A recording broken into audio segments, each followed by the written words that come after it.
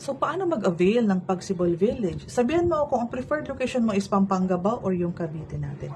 So, unang-una, regular na empleyado, active Pag-ibig member, as early as now, mag-download ka na ng Pag-ibig virtual, mag-login ka, check mo kung naka 24 months contribution ka na. Ang edad mo po, at the moment, this year po, pag nag-file tayo sa Pag-ibig, ay huwag na pong lalampas ng 65 years old.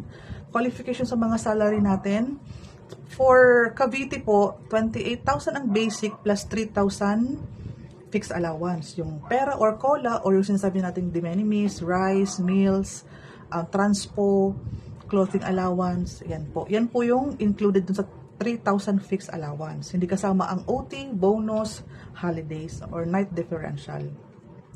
So, sa Naik Cavite po, 28 plus 3,000. Sa Pampanga naman po is 29,000 plus 3,000 na fixed allowance.